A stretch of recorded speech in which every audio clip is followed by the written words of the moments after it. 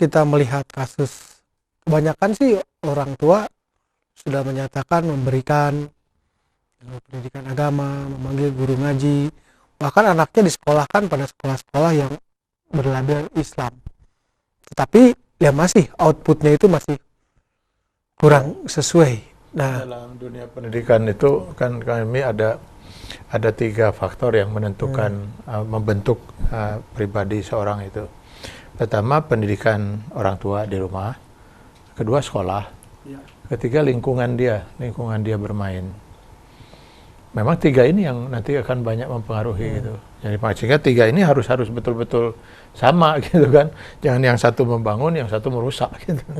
Nah, gitu. Jadi harus betul-betul sama-sama membangun. Karena itu si orang tua juga harus pandai, kalau dia memang betul sudah mendidik anaknya di rumah, dia juga harus pandai juga untuk memilihkan sekolah apa untuk anaknya gitu. Lalu dia juga tidak begitu saja melepas anaknya itu di sekolah. Dia harus berkoordinasi dengan pihak sekolah gitu untuk mengetahui perkembangan si anak. Anak saya itu sekolah apa enggak gitu. Di sekolahnya ngapain aja gitu kan. Apa dia suka melakukan hal-hal yang tidak wajar dan sebagainya. Sehingga komunikasi antara orang tua dengan guru itu harus terus berjalan. Nah, terus kemudian teman-teman anak-anak ini siapa gitu, anaknya itu. Kalau dia bermain dengan siapa gitu. Kalau dia misalnya minta izin mau belajar bersama itu dengan siapa gitu. Nah, sehingga perlu dia koordinasi dengan orang tua temannya itu. Betulkah dia sama seperti itu? Lalu betulkah dia ada di rumah itu? Lalu jadi memang betul-betul harus ada perhatian sehingga tiga ini memang betul tidak ada yang satu membangun satu merusak kan itu. Nah, sekarang yang susahnya perhatian orang tua sudah kurang, sekolah karena juga. orang tua itu kan dua-duanya bekerja sekarang kebanyakan. Itu jadi bagaimana mereka mau memberikan perhatian yang banyak seperti itu.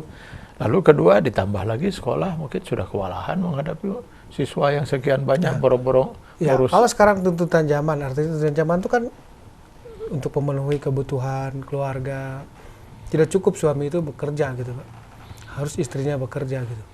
Mungkin ini juga salah satu hal yang menjadi penyumbang terbesar gitu. Ya itu tadi, jadi memang ada yang selalu harus ada yang dikorbankan Pak. Kalau ideal semua orang ingin mencapai ideal gitu. Saya ingin begini, ingin begitu, tapi apa mungkin saya bisa mencapai semua itu? Mesti ada satu yang harus saya prioritaskan atau saya harus utamakan, yang lain harus saya korbankan. Jadi mungkin dengan kalau memang kondisi anak itu memerlukan kehadiran terus orang tua, ya dan itu nggak bisa tidak, ya apa salahnya itu dikorbankan. Bahwa kebutuhan juga akan jadi tidak terpenuhi seluruhnya, ya gimana lagi? Kalau saja setiap orang tua itu betul-betul melaksanakan kewajiban mendidik anak, sudah selesai persoalannya. Kita akan menemukan anak-anak yang sudah siap untuk terjun di masyarakat. Ada yang mengatakan demikian, apakah ini sesuai juga dengan konsep Islam? Oke lah, orang tua bekerja dua-duanya, tapi sempatkan dalam setiap hari itu ada sholat berjamaah. Jadi jangan katanya mengajarkan sholat, mengajarkan baca Quran itu dimintakan ke orang lain. Menurut pengalaman Pak Atian, apakah ini bisa Pak? Sangat mungkin saya katakan tadi, selama keterlibatan orang itu masih tetap dalam rangka membantu gitu, bukan menyerahkan sepenuhnya pendidikan kepada anak atau kepada guru yang diminta datang atau kepada ustadz dan sebagainya. Jadi tetap si pendidikan itu utamanya adalah si orang tua gitu. Jadi kalau memang dia bisa memenuhi itu, si orang tua itu memberikan teladan, mengarahkan, membimbing dan sebagainya, sambil dia juga bisa bekerja, kenapa tidak? Silahkan aja kan itu. Selama tidak, itu ideal sekali kalau bisa seperti itu. Karena sebenarnya dalam dunia pendidikan juga bukan soal lamanya si orang tua itu berada dengan anak. Lama juga kalau tidak ada konsep apa-apa nggak ada percuma. Yang satu di kamar gitu, nonton TV, nonton sinetron. Sekarang asik main game gitu ya. Jadi WA terus. Jadi lama juga. Tapi mungkin waktu yang sangat sedikit karena orang tuanya sama-sama kerja dua-duanya, tapi waktu yang sedikit itu efektif betul untuk mendidik si anak gitu. Mengarahkan, membina, membimbing dan sebagainya. Dan si anak juga bisa melihat contoh bagaimana perjuangan si orang tua, ya kerja, yang mendidik, yang lain sebagainya. Saya kira itu nggak ada masalah orang tua dua-duanya bekerja kalau memang seperti itu.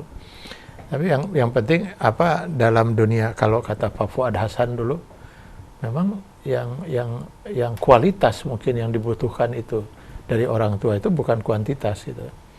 Jadi kuantitas tanpa kualitas juga percuma gitu. Tapi waktu yang sangat sedikit tapi kualitasnya bagus itu akan lebih baik daripada waktu yang panjang tanpa berkualitas gitu dalam hal mendidik si anak.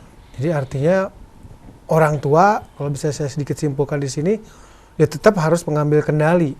Ya, mengambil kendali. Tadi tetap ada yang mengatakan harus selalu sholat berjamaah bareng-bareng. Harus orang tua yang mengambil kendali. Kalau enggak siapa mau kendali masa orang tua orang lain. Jadi, nah sekarang seolah-olah kesan orang tua tuh gini, kewajiban orang tua tuh nyari duitnya. Nah sekarang nyari duit itu sudah ada. Nah tinggal sekarang kamu perlu apa? Perlu pendidikan, saya bayar di sekolah yang paling mahal lah. Lalu kamu perlu apa? Perlu kursus dan lain sebagainya, les dan sebagainya. Oke, saya bayar. Terus kamu perlu bisa ngaji, saya bayar ustadz dan sebagainya.